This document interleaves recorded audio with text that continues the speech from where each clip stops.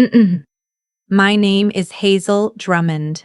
I'm 29 years old, and until 8 weeks ago, I thought being the dependable one was something to be proud of. I grew up the oldest of three kids in a mid-sized city in Ohio. My parents were good people in the way that people who never had enough money learn to be resourceful with other people's resources. I don't mean that cruelly. I mean it exactly as it sounds. When I got my first real paycheck at 23, fresh out of a hospitality management program and hired as an events coordinator at a mid-size hotel chain, my mom cried. Not because she was proud, though I think she was. She cried because she said it felt like the family had finally caught a break. I should have noticed even then that she said the family. Over the next 6 years, I worked my way up.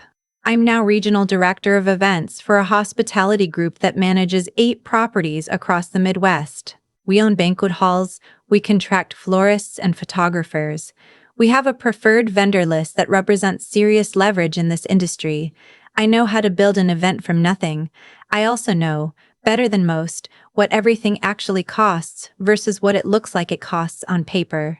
When my younger sister got engaged last spring, I was genuinely happy for her. Her fiancé seemed steady and kind. I offered before anyone asked. I told my parents, whatever you need, I'll cover it. I know people. Let me handle the vendor side, and we'll make it something she'll remember forever. My mom squeezed my hand and said, "You've always been our rock." I didn't realize I was also the invisible one. The call came on a Thursday afternoon. I was in the middle of reviewing room block contracts for a conference when my phone buzzed with a number I recognized. Priya, the independent wedding coordinator I'd personally referred for my sister's event and negotiated a family rate with. I picked up assuming it was a routine logistics question. It wasn't. "Hazel," she said, and there was something careful in her voice that made me set down my pen. "I'm really sorry to be the one to tell you this. Your mom called me this morning. She asked me to remove you from the day of contact sheet. She said you wouldn't be attending." I actually laughed. The way you laugh when something is so absurd your brain refuses to process it as real. She said I wouldn't be attending my sister's wedding. She said you've been overwhelmed with work and that the family decided it would be less pressure on everyone if you weren't involved going forward. She also mentioned. Priya paused, and I could hear her choosing words carefully. She mentioned that the contribution you made was a gift, and they didn't want you to feel obligated to be there. The contribution I made, $44,000, wired 4 months ago, plus the internal discounts I'd arranged through my company's vendor relationships, which brought the actual market value of the event closer to $78,000, plus 12 hours of my own labor designing the seating chart, sourcing the specialty linen, and personally calling in a favor to get a booked photographer to swap a date. A gift. I told Priya I'd call her back, and then I sat at my desk for about 4 minutes not moving. Anyone who walked by probably thought I was just thinking about something mundane. I was actually doing that thing where your mind goes very still and very cold right before it starts building a case. I'm an events director. Organization is my native language. I went home that night and pulled up every folder I'd created for this wedding, and I had created a lot of them. I found the email chain with the florist first. My company had a preferred rate. The invoice showed the family rate I'd arranged, roughly 60% of what an outside client would pay. At the bottom of the thread was an email I had been CC'd on automatically through a shared project folder. I almost scrolled past it. It was from my mom to my sister. 3 weeks earlier, just so you know, I told Priya that Hazel won't be officially listed anywhere. She has a habit of making everything about her work connections. This is your day, not her portfolio. And honestly, if people know she paid, they'll feel weird about it. Better if they think Dad and I handled it. You know how she gets. You know how she gets. I sat with that sentence for a long time. I kept scrolling. I found a screenshot that had been shared into the planning folder by accident. From a family group chat I wasn't in. My sister had made one called Wedding Stuff that included my parents, my brother-in-law's family, 2 aunts, and my sister's best friend. Not me. My aunt had written, "Is Hazel coming or just paying?" Lol. My sister replied with a laughing emoji, and then, she'll probably show up and spend the whole reception networking. You know her. My mom, we'll figure it out. She wants to help, and that's sweet. We just don't want her energy taking over. My brother-in-law's mom, smart. Let her contribute. Just keep it contained. Keep it contained. I was 36 hours away from my sister's engagement party that I had also helped organize. I had a dress hanging on my closet door. I had ordered a custom arrangement for the table centerpieces using my vendor account because my sister had said she loved peonies and the florist I worked with could get them off-season. I closed my laptop, and then I opened it again because I don't process grief the way most people do. I process it by getting methodical. Here's what the people in that group chat didn't fully understand about my involvement in this wedding. Priya was a wonderful coordinator, but every major vendor on the preferred list was there because I had personally vouched for them, negotiated rates through my company umbrella, or in 3 cases, was the direct account holder for their retainer contracts. The venue itself, a restored estate outside Columbus that books 18 months in advance, had a cancellation on the date my sister wanted because I had called in a personal favor with the general manager, who I'd sent business to for 2 years running. I was not just a checkbook. I was the infrastructure. I called Priya back the next morning. Before I tell you exactly what I said to her and what happened when the first vendor domino fell, I want to ask you something, because I was awake most of that night asking it to myself. If you found out your own family had a group chat about how to use you without letting you take up too much space, what would you do? Would you confront them and risk being called dramatic? Would you let it go and quietly become someone who just shows up smaller from now on? Leave your answer in the comments and tell me where you're watching from. I want to know how far this particular family's brand of logic has traveled. I didn't sleep that night. I made tea. I didn't drink and sat in my kitchen going back through 6 years of moments that suddenly looked different in this new light. The time my dad called me 2 days before Christmas asking if I could cover a heating repair because they'd had an unexpected expense that month, and I'd sent money before I even asked what the expense was. The time my sister texted asking me to look over the rental contract for her first apartment, which turned into me negotiating directly with the landlord and getting her 2 months free. The time my mom mentioned offhandedly that my sister's boyfriend had proposed and they'd need help with the initial costs of a wedding, and I'd said of course without anyone specifying what initial costs meant. And then the number grew to $44,000 over 4 months because each time I said yes to one thing, another thing appeared. Not once had anyone said, "Thank you, we know this is a lot." Not once had anyone said, "You should be in the group chat." Not once had my mom called me and said, "I want you to know we see you." What they had said many times in many variations was, "You're so capable, you handle things so well. We don't worry about you the way we worry about your sister. You're the strong one." The strong one. That phrase is a gilded cage, and I had walked into it willingly and closed the latch myself. I called Priya at 8 the next morning. "I need to walk you through something," I said. "And I need you to be honest with me about where the contracts actually stand." She was honest. She was also clearly relieved that I was the one calling, not my mother. The venue retainer was under my company's account. The floral contract listed me as the billing contact. The catering company was one of our preferred vendors, and I was their primary point of contact for the family discount. The specialty lighting rental my sister had added last month, that was on my personal card. The photographer was the only major vendor who had signed a contract directly with my parents. Everyone else was, functionally, operating on my credit. "Priya," I said, "I need you to notify the venue, the florist, and the caterer that I'm withdrawing my company's sponsorship effective immediately. They should treat this as a standard cancellation under the goodwill clause. Anything non-refundable, they keep. Anything still in scheduling should be released." Silence. "Hazel, if I do that, I know what happens if you do that." Another pause. "They'll need to find replacement vendors in 11 weeks, for a Saturday in June." "Yes," I said. "They will." She asked me once more if I was sure. I told her I was, and then I asked her to send me written confirmation of each cancellation as it processed. because I'm an events director and documentation is how I sleep at night. What I did next was drive 3 hours to my parents' house. I didn't call ahead, I didn't text. I knew if I gave them warning, my mom would spend the interim hours building a defense, and my dad would spend it figuring out how to make me feel guilty for whatever I was about to say before I'd even said it. When I pulled into the driveway, I saw my aunt's car. My mom's friend from church was parked at the curb. Of course, she always performed better with an audience. I walked in without knocking. My mom was at the kitchen table with her friend.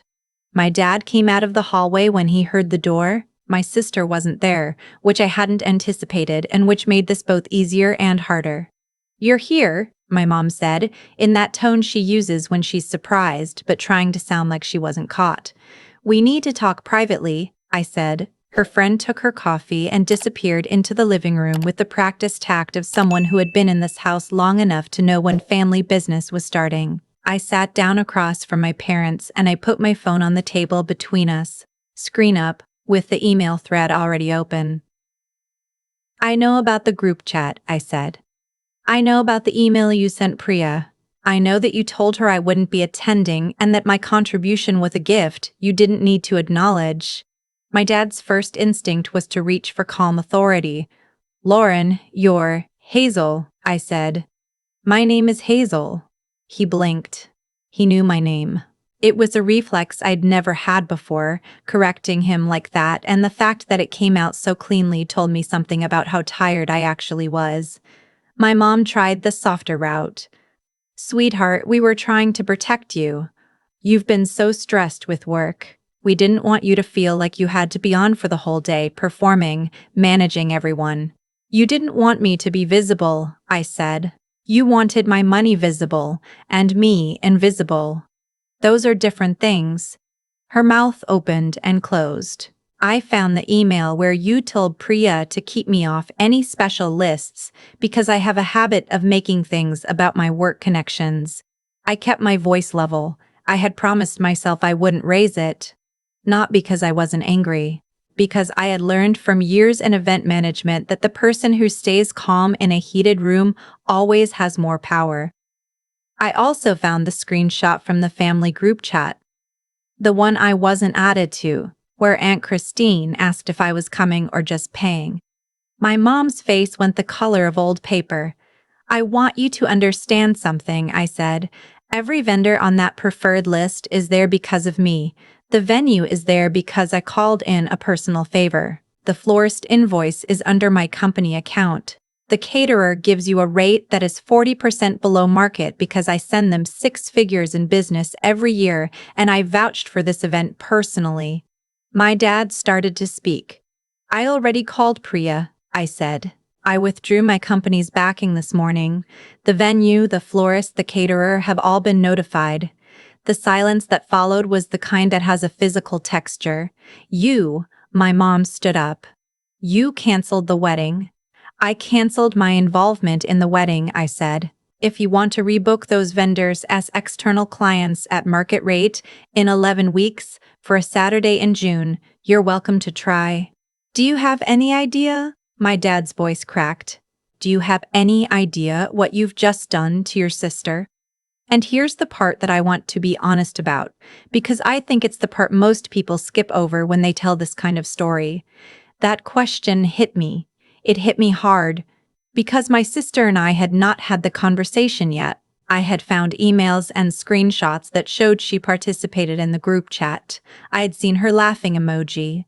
But I also knew that she was 25 and getting married and probably being managed by my mother the same way I had been managed for years, just in a different direction. "She'll know soon," I said, "and I'll talk to her, but right now I'm talking to you." My mom's friend was very quiet in the living room. My dad sat back down. He looked older in that moment than I had ever seen him look. "We didn't think you'd react like this," he said, and I believed him. That was the part that was almost worse than everything else. They genuinely had not thought I would react at all. They had believed so completely in the version of me that just absorbs and continues, that the idea of a different response had not occurred to them as a real possibility. "I know," I said. "That's the problem." I drove back to Columbus that afternoon with my phone buzzing continuously on the passenger seat. I didn't look at it until I got home. 17 texts from my mom. 4 from my dad. 2 from my aunt. 1 from my sister's future mother-in-law, which surprised me, and 1 from my sister herself, which said only, "Is it true? Call me." I texted my sister back first. "Yes, I'll explain everything. Give me until tomorrow." Then I called my best friend, Petra, who is the kind of person who will tell you the truth even when it costs her something. "Run it by me," she said. I did. Start to finish. When I finished, she was quiet for a moment. "You know what I keep thinking about?" she said. "The fact that they put you in a group chat called Wedding Stuff and didn't add you. They named it after the exact thing you were funding, and they built it without you." I hadn't thought about it that way. But she was right. The wedding was, in a very literal sense, a project I had financed and been locked out of. "Did you go too far?" I asked her. I asked because I needed the answer from someone who would actually evaluate the question and not just reassure me. "Define too far," she said. "If they'd simply forgotten to loop you in, yes, pulling the vendors would be too far. But they didn't forget. They made a deliberate decision to remove you and then constructed a story around it. You didn't react to an accident, you responded to a choice." She paused. "I think the harder question is what happens with your sister." That was the question I sat with for the rest of the night. My sister called me the next morning. She'd clearly been crying. I let her start. "Mom said you canceled everything because you were angry about not being invited." "That's not exactly what happened," I said. "Can I tell you the actual version?" She said yes. I read her the email, the one from our mom to Priya. I told her about the group chat, the laughing emoji, the "let her contribute, just keep it contained." She was quiet for a long time. "I didn't put you on that chat because Mom said you'd try to take over the planning," she finally said. "She said you'd want everything to be your way because of your work, and you believed that." She stopped. "I didn't think about it as choosing to leave you out. I thought about it as keeping things simple." "You thought about keeping things simple," I said, "in a wedding that I was funding and helping to plan." She started to cry again. This time I let the silence run a little longer than was comfortable because I needed her to sit in it. "I knew the discounts were from your company," she said quietly. "I knew the venue was a favor. I didn't connect that to you being part of it. In my head, you'd given us this gift, and then we were doing the rest. I see how wrong that is now." "I don't think you're a bad person," I told her. "I think you're 25 and you trusted Mom to manage the situation, and she managed it in a way that worked for her image and not for my feelings. But you're also not 12. At some point, you make your own choices." We talked for almost 2 hours. It was not easy. There were parts where she got defensive, and parts where I got clipped, and parts where we both said things that needed to be said even though they stung. At the end of it, she asked me what she was supposed to do now. "That depends," I said. "What do you actually want?" "I want to get married," she said, almost small. "I want you to be there." "Then we figure that out," I said. "But it can't be built on the same foundation." 2 weeks later, my parents called a family dinner. This time, I chose the location. A private room at a restaurant I had an account with. Neutral ground, no audience except the 5 of us, my parents, my sister, her fiancé, and me. My dad had clearly prepared something.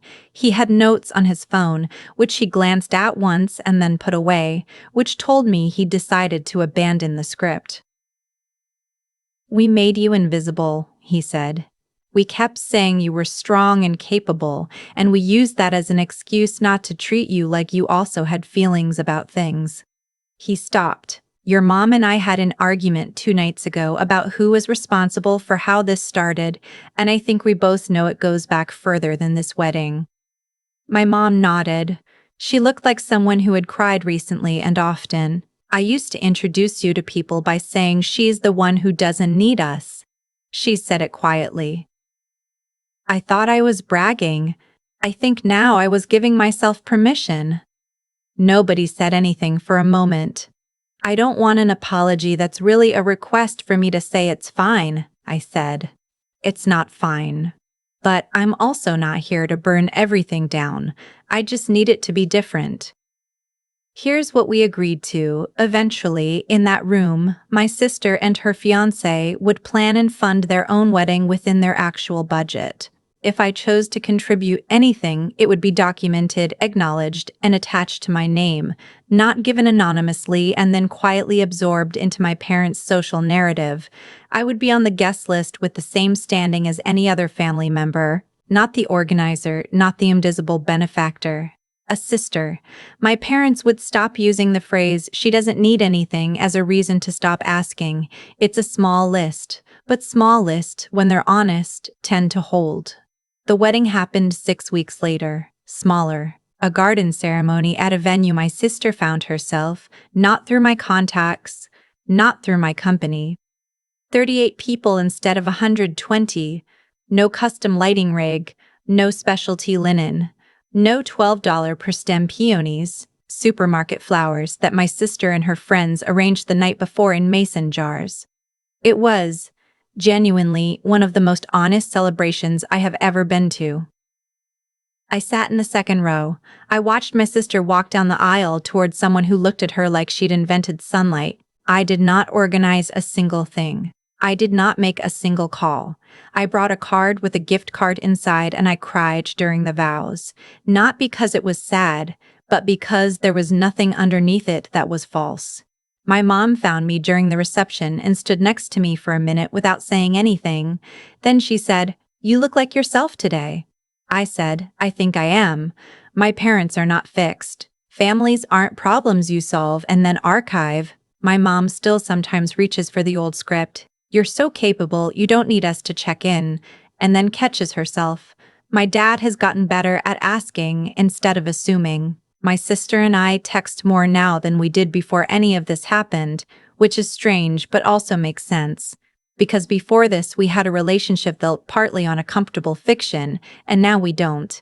I made one professional change too. Anytime a family member wants to use my company's vendor relationships for personal events, they now go through the standard client intake process.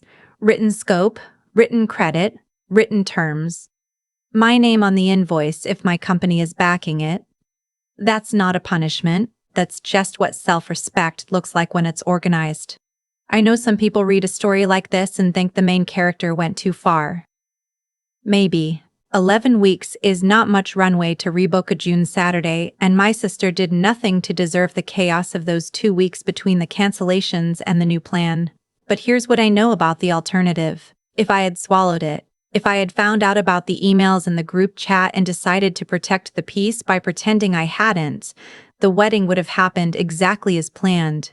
My mom would have told everyone she and my dad put it all together. My sister would have started her marriage on a foundation that included a lie about who had made it possible, and I would have walked away having confirmed one more time that my feelings were optional equipment. So no, I don't think I went too far. I think I finally went far enough. If you're the person in your family who always covers the gap, who gets described as capable and strong and not needing anything, I want you to sit with this question.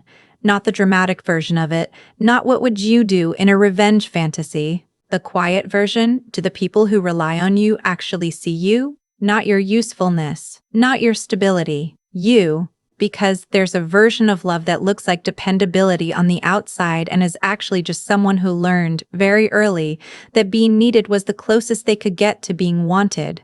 And there's a different version, harder to build, but worth it, where you are seen clearly and treated accordingly, where your name goes on the thing you made possible, where the group chat has you in it.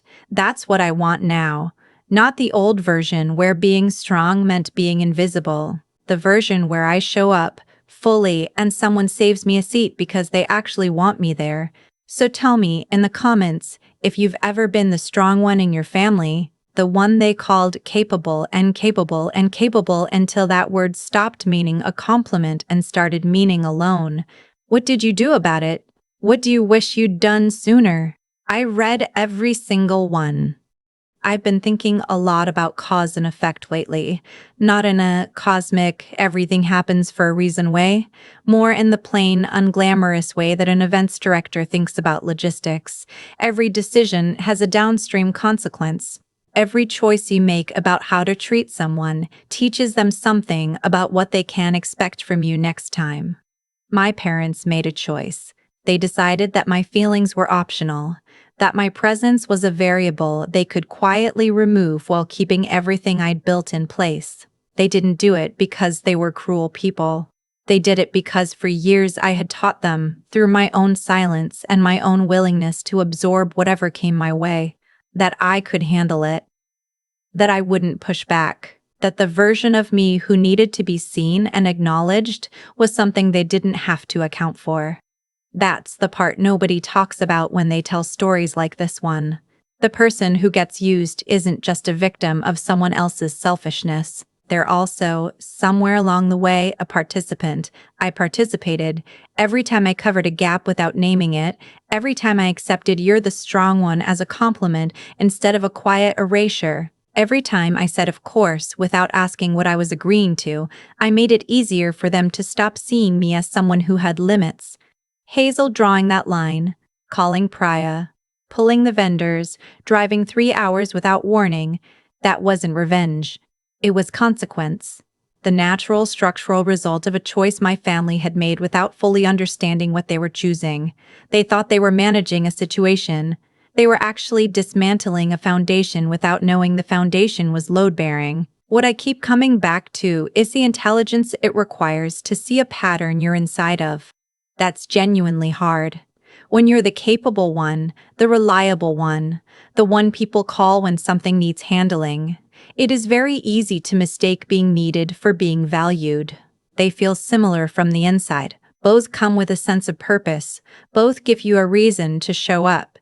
The difference only becomes visible when you're not there, and you find out whether people miss you or just miss what you are doing for them. I think the most honest version of growth is when you stop performing strength for other people's comfort and start practicing it for your own.